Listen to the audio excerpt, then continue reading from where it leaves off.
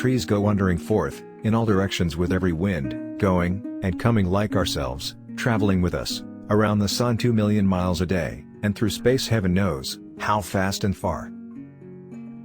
Any fool can destroy trees. They cannot run away, and if they could, they would still be destroyed, chased and hunted down as long as fun or a dollar could be got of their bark hides.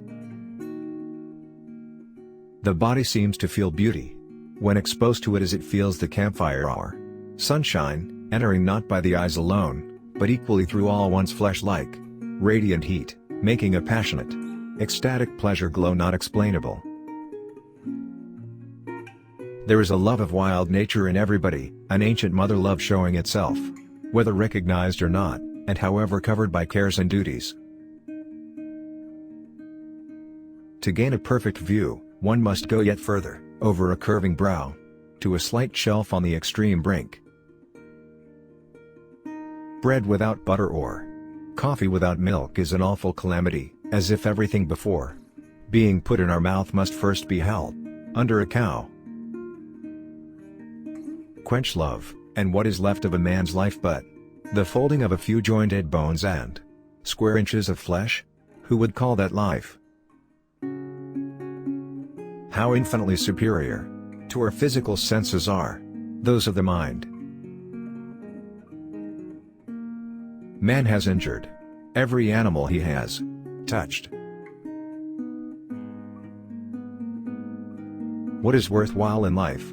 I think it is worth living and dreaming. If you don't, you may be dead anyhow, inside.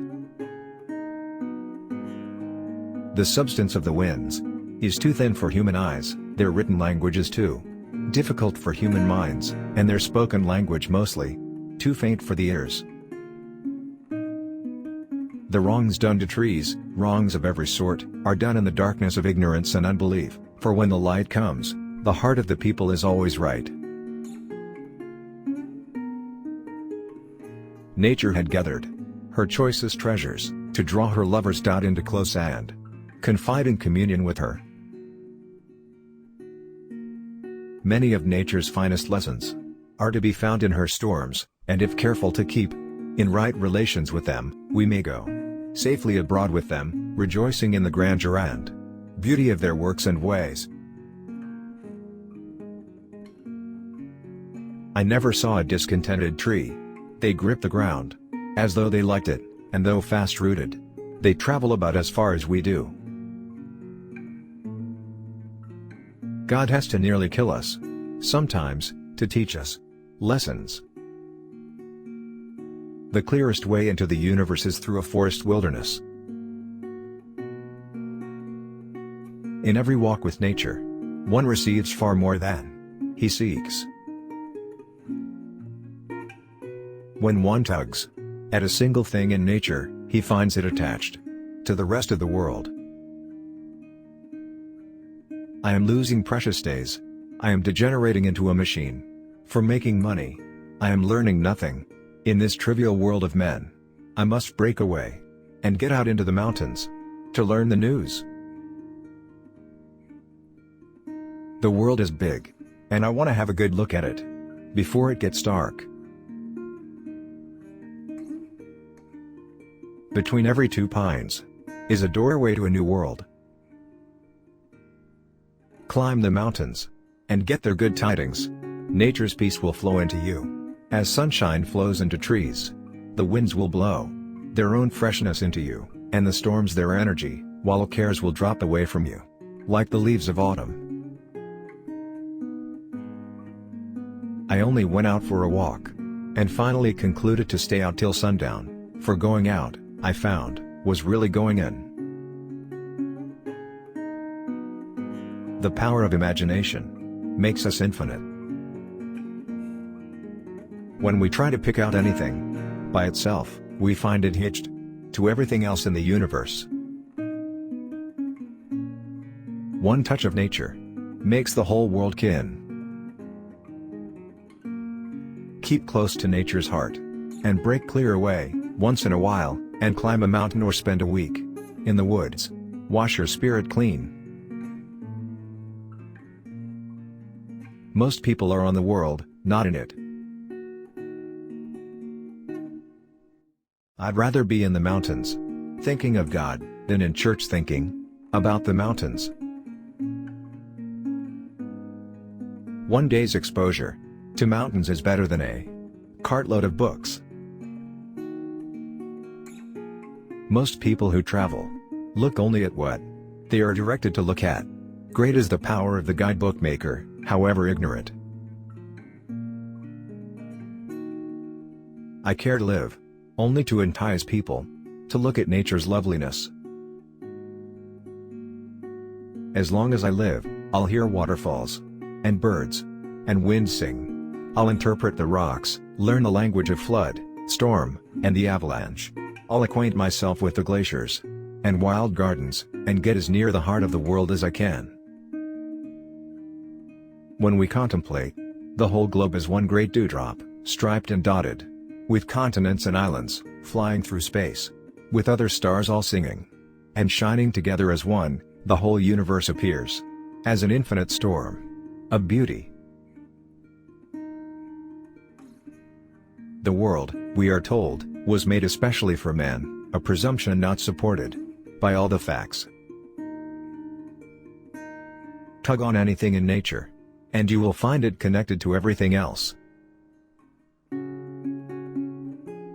Thousands of tired, nerve-shaken, over-civilized people are beginning to find out going to the mountains is going home, that wilderness is a necessity. The sun shines, not on us, but in us. God has cared for these trees, saved them from drought, disease, avalanches, and 1,000 tempests and floods. But He cannot save them from fools. Handle a book as a bee does a flower, extract its sweetness, but do not damage it.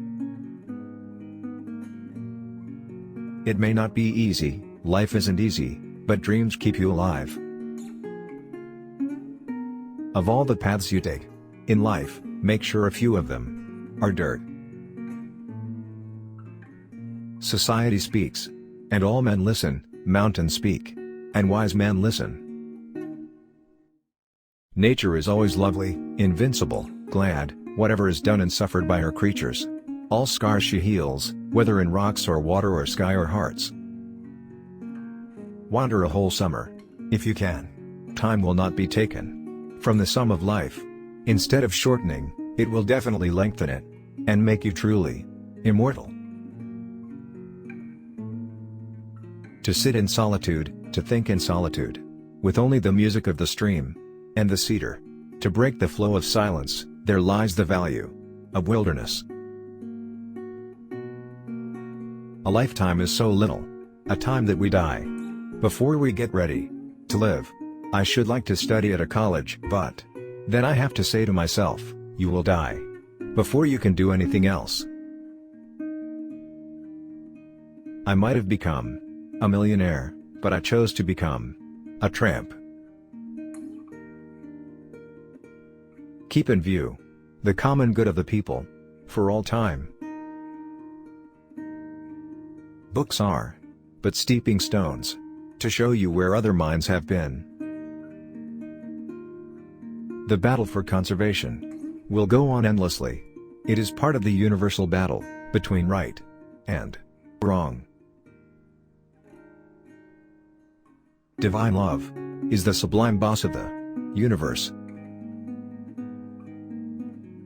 Rivers flow, not past, but through us, tingling, vibrating, exciting every cell and fiber in our bodies, making them sing and glide.